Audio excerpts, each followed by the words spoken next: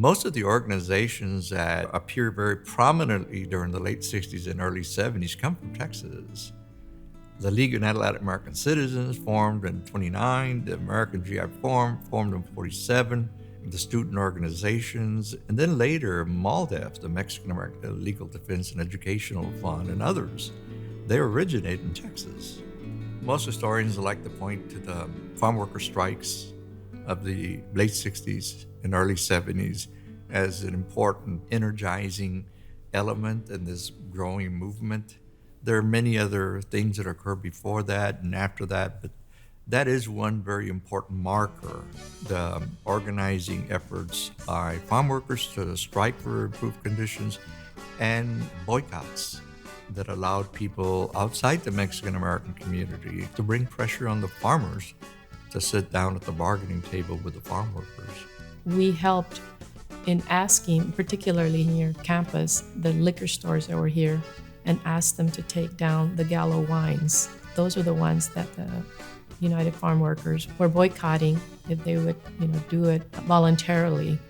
And if they didn't, then we told them that we were going to demonstrate in front of their business. This was connected with Cesar Chavez boycott on grapes. The walkouts of the late 60s and early 70s are also another very important marker. The anti-war movement as well. We had a number of demonstrations that allow us to join with other communities. The economy strike got a lot of people together, people that had never been involved.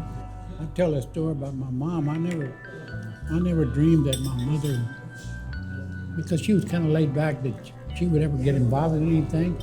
But there's the economy strike, and I marched down Congress Avenue, and there goes my mom, which, I said, look at this, man, and everybody got involved, because the economy strike was a big injustice to Mexican-American workers, without a doubt.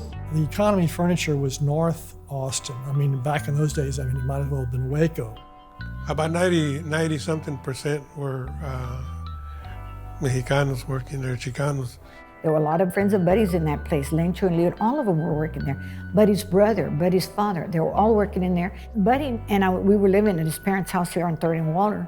And my father-in-law would tell him, fíjate que so-and-so, who has been working here for 25 years or 30 years, they fired him because they didn't want to pay him his pension. That just was not right. But when I heard about their low wages and discrimination and the way that the setting where they work was set up. The most important was the disrespect that the company had for us. The fact that they would not promote our people, the wages that they paid us, and the way they treated us on a daily basis. Well, I think it opened my eyes to be able to kind of look at events and say, what's happening here? What is really going on here? And it was pretty clear with the economy furniture strike, it was about not paying people appropriately for the work that they do. And they wanted to also form a union. There were all these efforts on the part of the owners to not let that union occur. And it kind of makes you wonder, but that's the right that people have. Buddy knew that you had to unionize. You have to all stick together. If we all stick together, the power of the people is quite potent. And they refused to negotiate, so then we took a vote to strike because we felt like that they were not going to recognize the union. So we decided to go ahead and vote for the strike, and it was overwhelmingly in favor of going out on strike, and we did. It was not even, maybe a week or so when they all said, okay, we're gonna walk out, and my father-in-law, he walked out with them, and his brothers walked out with them, and my father-in-law became totally committed to the cause. All of a sudden he says, you're so right, we cannot allow them to treat us this way. I'm sick and tired of it. So he became a big spokesman, and they all walked out, and it was hard because, no income, and how are they gonna feed their families? I photographed the pickets, walking up and down the street, and they had a striker's shack, this galvanized building that they worked out of. We would change pickets, and they would their rest while they were waiting for to relieve other picketers. We maintained a picket line for the duration of the strike.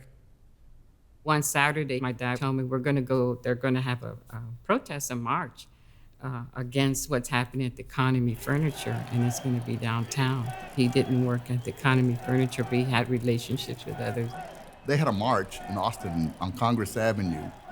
And at that time, we had a Mayo chapter that wore brown berets. We were a brown beret group, but was a Mexican-American youth organization, Mayo. And we brought a busload to join them over here. And that's how we met people like Lencho and Leo Hernandez. So I participated in the march, and I was really blown by it because I saw so much raza. Like, I was going like, wow, que raza is really upset about what's going on. And they're together, and they're taking a march, and everywhere I look, I could just see everybody who looked like me, but people who were standing up for their rights, right? They were taking these actions and so forth. And so I just felt really proud, and I was really happy to be there with my dad. And being there, was an inspiration for me to really continue, advocating against injustices. It was a very, very beautiful experience for me to see because Cesar Chavez even came to support them. I even had the honor of taking a photo with him and one of the women leaders. We even went to the Capitol and took a photo with the men leaders against a glimpse that talked about civil rights. And I remember Cesar Chavez coming to the Mantapas community. I thought it was such a big honor to have Cesar Chavez here. Their relationships were more about with the relationship he had with economy workers and that group of people, even though we were the broader community. What an honor it was, again, to see someone working for the workers' rights who understood it. We said to ourselves, that strike is going to be won. In fact, it already has been won because the people there are willing to pay the price, an awful lot of hard work. They're setting the stage for wide organizations, labor organizations among the Chicanos, not only in Texas, but in many other states around Texas. Oh gosh, it was just overwhelming. And I couldn't believe that he was here. I couldn't believe that I was seeing the person. That strike got settled about 72, but at that time they were totally unemployed. But they gave a lot of their time, man. And they put up all the signs, they made them, they put them up, they kept an eye on them, and they walked, and they were an army. The workers voted in a National Labor Relations Board election for representation by the Upholsterers International Union of North America, afl-cio. We voted to have them represent us in collective bargaining. There were a lot of marches, and there were large numbers of people involved. And there was a lot of energy, and a lot of flyers were given out door to door and to stores, and everybody was doing that. East Austin, South Austin as well. But there was a lot of energy, and there was a lot of togetherness in trying to work for that effort.